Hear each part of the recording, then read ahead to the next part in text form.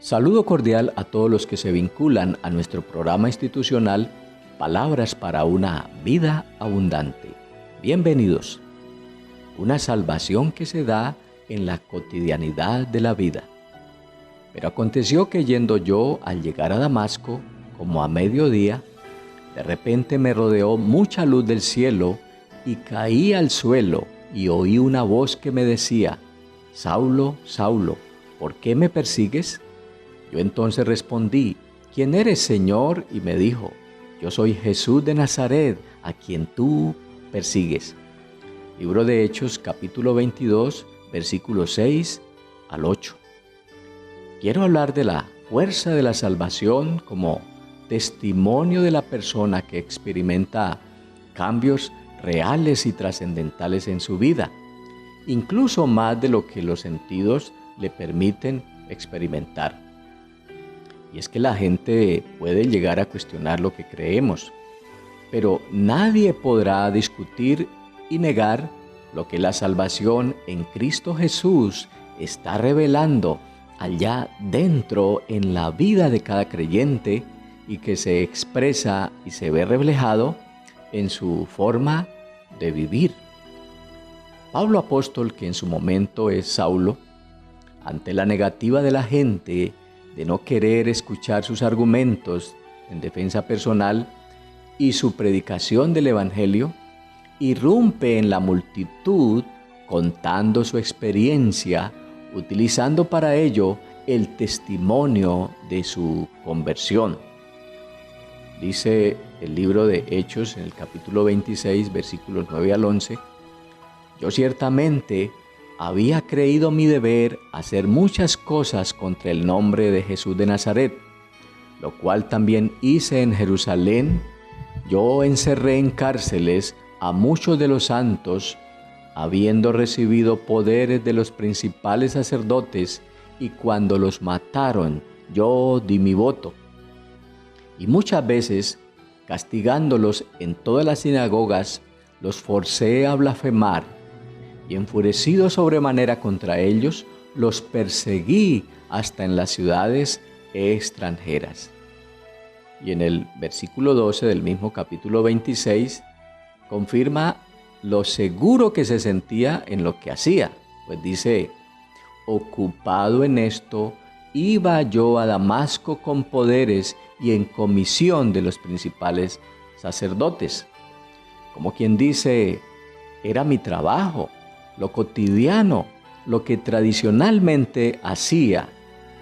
Lo que se puede entender es que el acontecimiento del encuentro con Jesús tiene lugar en la vida de un hombre que considera que su trabajo en ese momento, por cierto, avalado por las autoridades de la época, el cual consistía en perseguir a los cristianos, era una causa justa y que además pensaba estar agradando a Dios, porque es precisamente en esa condición, en lo que cada quien hace, en lo cotidiano de la vida, donde el Señor nos quiere encontrar a través de su Espíritu y su palabra. Él, por su gracia y poder, es quien toca la vida del hombre, ya sea en el trabajo, estudio, en el campo de acción, allí donde usted y yo nos movemos, hasta allá llega el Señor para salvarnos. Siguiendo con el análisis de la experiencia de la conversión de Pablo, el texto dice que yendo de camino a Damasco, de repente llega una luz del cielo, poderosa luz que ilumina la vida del hombre y le hace ver quién es él en verdad, que le muestra sus errores y sus rebeliones que está haciendo, que está cometiendo, porque para excusas y justificaciones no hace falta tiempo. El ser humano es experto en querer eludir su responsabilidad y encontrar la salida más fácil, pero Dios sigue buscando la manera de que el ser humano crea y se convierta de sus malos procederes. A manera de ejemplo, el escritor del Salmo 51 manifiesta la experiencia muy posiblemente de David, el rey de Israel, cuando, movido por sus incontrolables deseos, comete actos injustos que son claramente expuestos por el profeta Natán, quien de una manera muy sabia y utilizando el recurso de la parábola para no arriesgar mucho su vida, es muy certero en su mensaje de salvación. Entonces, después de ser confrontado, David dice: porque yo reconozco mis rebeliones. Se produce en él un reconocimiento de sus errores, cosa que antes no sucedía, debido a que o se hallaba enceguecido o siempre queriendo justificar sus malos procederes. Y ese es el punto al que todos debiéramos llegar, el de reconocer nuestros errores y descubrir por el Evangelio de Cristo la salida más segura. La salida más segura es el arrepentimiento y la conversión. Según lo recalcado en el Salmo 51, David al final reconoce no solamente que ha cometido el pecado de adulterio, sino también que ha robado, ha mentido, ha matado y ha hecho cosas terribles en su vida, dándole gusto a sus placeres, cosas de las cuales como que no era consciente o no se daba por entendido y menos estaba dispuesto a reconocer. En este sentido se puede decir que hay personas que no saben de la gravedad de sus actos, otros no se dan por entendidos y algunos más, aunque se les haga la observación respectiva, no quieren reconocer sus errores y deciden seguir como si nada estuviera pasando. Pablo, por su parte, digamos que es repentinamente abordado en el camino por el Señor Jesucristo, quien lo llama a cuenta, haciéndole ver lo equivocado que estaba. Y por tanto, debe emprender no solo el regreso a la ciudad, sino también el retorno a la normalidad y a la cordura, no sin antes identificar en él que hay una dificultad no solo de carácter espiritual, sino aún física, un problema de salud, una ceguera que se acentúa cada vez más, según el relato, por el impacto de su encuentro en el camino a Damasco. Dice: y habiendo caído todos nosotros en tierra, o sea, cae al suelo como quedando en un estado de indefección total, y por fin estando en esa condición desventajosa, el hombre pide ayuda, y entonces sí, tiene las posibilidades de ser ayudado. Es posible que este episodio que comenta este texto signifique una transformación que el hombre necesitaba en un momento determinado para reorientar la vida, pues así lo expresa también en la carta a Timoteo, en la primera carta a Timoteo, en el capítulo 1, versículos 12 al 14, cuando dice: doy gracias al que me fortaleció, a Cristo Jesús nuestro Señor, porque me tuvo por fiel poniéndome en el ministerio. Habiendo yo sido antes blasfemo, perseguidor e injuriador, mas fui recibido a misericordia, porque lo hice en ignorancia e incredulidad. Pero la gracia de nuestro Señor fue más abundante con la fe y el amor que es en Cristo Jesús. Con todo esto podemos afirmar que el Señor del cielo espera que la gente, en medio de su altivez, de su soberbia, un día por fin caiga a tierra, es decir, se baje de su orgullo, de su soberbia, que muchas veces son también condiciones de un fanatismo, de una rigidez religiosa, que en nada contribuye a la realización y a su salvación. Finalmente, escuchar la voz del Señor que lo llama, lo lleva a reconocer los beneficios de la gracia de Dios en su vida. Y es que el Señor no hubiera hablado o llamado sin que el hombre, en este caso Pablo, no se hubiese dado por entendido. Pues a propósito, la palabra, el mensaje de Dios siempre está, el llamado siempre está, pero el ser humano en su distracción no escucha y no se da por entendido. Hay muchas distracciones, muchas cosas que quitan la vista del Señor. Y así fue como llegó el momento en que finalmente Saulo escucha el llamado del Señor en una forma muy real, muy confrontadora y definitiva.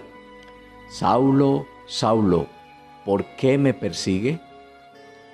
Y el último paso de este maravilloso encuentro para salvación es la pregunta, pero a la vez la respuesta del hombre ante el Señor Jesús, cuando dice: ¿quién eres, Señor? Ante todo, hay que decir que es de vital importancia identificar la voz verdadera, la palabra verdadera del Evangelio, para no ser engañado, pues en el mundo hay muchas voces, las cuales se levantan para engañar a los hombres y llevarlos por caminos no buenos.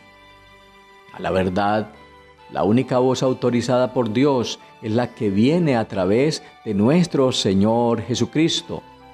Es una voz, es un llamado contundente y que no da lugar a equívocos. Cuando dice, por ejemplo, yo soy Jesús a quien tú persigues. Es decir, el Señor le da a conocer primero quién lo llama y luego le dice, yo lo puedo ayudar, lo puedo salvar, porque en el error y el pecado está el hombre enredado existencialmente en su vida. Hay un pecado en él, el pecado de persecución, es un pecado también de rebelión, de soberbia, de altivez. Bueno, tantas cosas que van alejando al hombre de Dios y que se pueden asociar hoy también con agresión física, agresión espiritual. La persecución hoy día, a propósito, es más frontal, es a la mente del hombre, a los valores, a sus ideales, a sus pensamientos.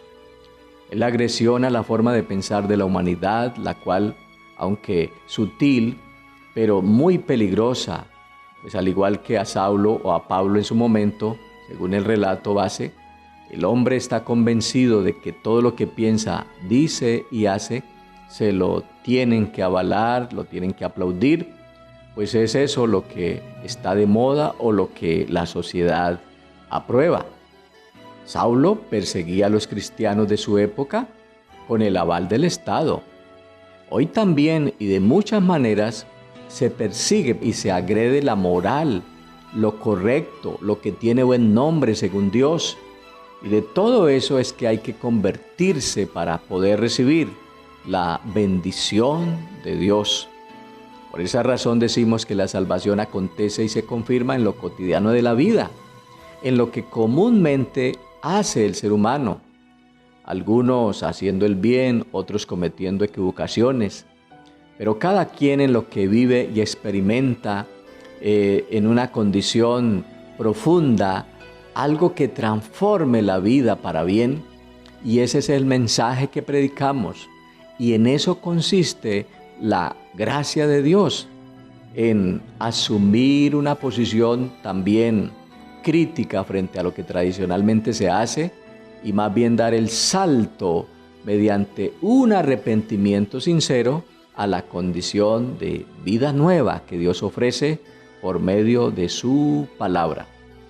Estimados amigos y hermanos, considero que estamos en el tiempo propicio para creer en Dios, para conocer a Cristo Jesús, para ser también, ¿por qué no?, claro, conocidos por Él, como dice el texto de Gálatas en el capítulo 4, versículos 8 y 9. Dice, antes, cuando ustedes no conocían a Dios, eran esclavos de los que en realidad no son dioses. Pero ahora que conocen a Dios, o más bien que Dios los conoce a ustedes, ¿cómo es que quieren regresar a esos principios ineficaces y sin valor? Vemos entonces cómo el encuentro con Jesús fue para Pablo un rotundo cambio para bien, lo cual también nosotros hoy identificamos a través de esta enseñanza, que tal y como en su momento lo pudo entender él por medio del mensajero de Dios, en este tiempo nos dice también a cada uno de nosotros. Dice el libro de Hechos en el capítulo 22, versículos 13 al 15, vino a mí y acercándose me dijo, hermano Saulo, recibe la vista. Y yo en aquella misma hora recobré la vista y lo miré. Y él dijo, el Dios de nuestros padres te ha escogido para que conozcas su voluntad y veas al justo y oigas la voz de su boca, porque serás testigo suyo a todos los hombres de lo que has visto y oído. ¡Qué maravilloso cambio! Fíjense, pasar de ser un perseguidor de la vida, según Cristo Jesús, a convertirse en un inspirador de la vida de Dios para muchas generaciones. Es bueno entonces dar gracias en oración a Dios nuestro Padre por todas sus bondades y misericordias que ha tenido y que sigue teniendo con cada uno de nosotros. Cómo a través de un cambio en la vida, en lo cotidiano del camino, se produce una transformación para bien. Y es así como hoy día sigue cambiando y transformando nuestras vidas, claro, en la medida en que nos acerquemos a Él, en la medida en que nos dispongamos más a creerle a Él. Por tanto, los invito a creer, a percibir la cercanía de Dios el Padre y de nuestro Señor Jesucristo allí en el lugar donde usted se encuentra, en la condición que está viviendo. Es posible que al igual que Saulo o Pablo, se encuentre usted en el camino a Damasco, es decir, en sentido contrario a lo que Dios quiere para su vida. Pero nuestro Señor Jesucristo afortunadamente llega oportuno y nos reorienta el camino hacia el bien. Oremos. Eterno Dios y Padre soberano, tú que habitas en las alturas, pero que hace presencia en la vida de los que obedecen y son humildes para reconocer sus errores, permite, Señor, que en cada uno de nosotros haya la iniciativa de ser encontrados y rescatados, posiblemente en el camino del error, de la incertidumbre, para que por la gracia y el amor seamos vueltos a la vida plena por Cristo Jesús nuestro Señor, quien dio su vida para darnos luz y salvación. Oh Dios, te pedimos que todas las personas que han estado siguiendo este programa a lo largo de este año puedan unirse y puedan llegar a la iglesia, Señor, para convertirse también en instrumentos escogidos por Dios para llevar su nombre en presencia de muchos, como dice tu palabra. Lo pedimos en el nombre de Jesús. Amén.